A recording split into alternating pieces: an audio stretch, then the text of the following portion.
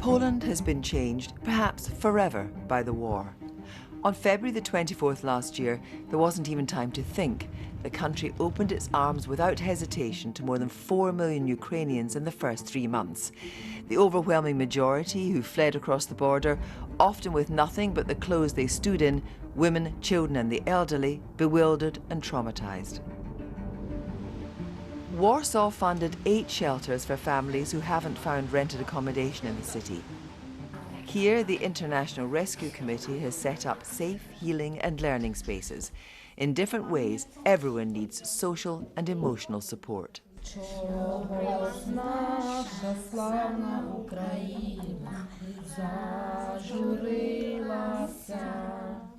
Tell me about life in the shelter. Have you made friends? How are your kids getting on?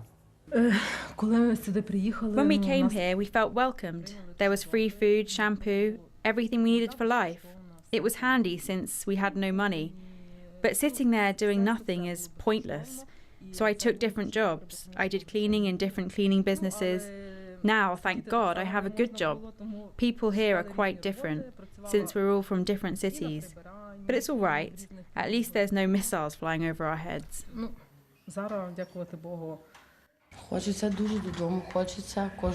I really want to go home. Every day I'm reading the news, monitoring the events. It's incredibly difficult, but I need to carry on for the kids, for them to have a normal life, a normal childhood, for them not to see all that's happening, for them to be at peace. And how has Eva coped? Surprisingly good. She's doing really well.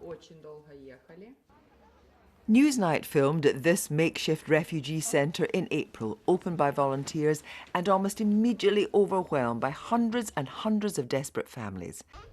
Now it's almost empty again, but its Ukrainian founder, Svetlana, has repurposed it to teach Ukrainians Polish and try to offer community, especially to those who are desperate for home. I imagine that the worst thing for refugees is isolation. It is, indeed. These courses, it's not about only learning language, but also support each other. There are not so much place in Warsaw, for example, where people, where Ukrainian refugees can come and just talk and have a cup of tea. So for them, it is really important to go out of home and to meet with other Ukrainians.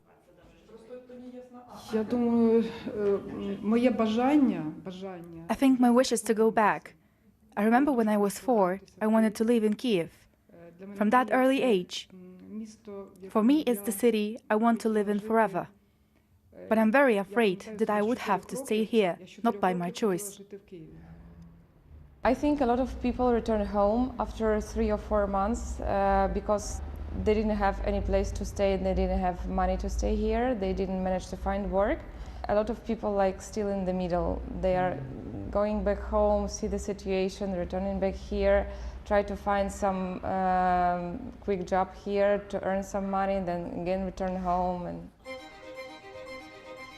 nowhere more than at Warsaw's railway stations do you see people still in the middle. It's where Ukrainian families meet and where they part again, often frequently. From Warsaw East Station, a daily train makes the 17-hour journey directly to Kyiv. Olga, who escaped with her children a year ago, lives in Warsaw. Her sister Natalia visits, but refuses to leave her home in Cherniv, near the border with Russia and Belarus. I miss my family, I miss her so much. You prefer to stay there than come to join your sister in Poland? We have the Ukrainian phrase like the walls in your home heal. So when I come back even to the war and to the worst situation to my city, I feel good because I'm at home. But even you're here with the children. What's happening to you? How long have you been here? We're here for approximately 1 year. Our heart is in Ukraine and with Ukraine. But unfortunately, due to children, we do not have opportunity to return because of absolutely unsafe situation. And you'll be going home? Yes, it's our dream. In their own ways, Ukrainians in both countries live daily with the war and a determination that families will be reunited in a victorious Ukraine. I'm having the thermoses. They will be for soldiers, for our defenders. So I'm delivering this all things to our defenders. Thermoses and warm clothes. Warm clothes too. Warm socks for soldiers. Every Ukrainians are fighters. Sometimes we do not have the opportunity to fight with guns in our arms, but we fight in other ways for our victory.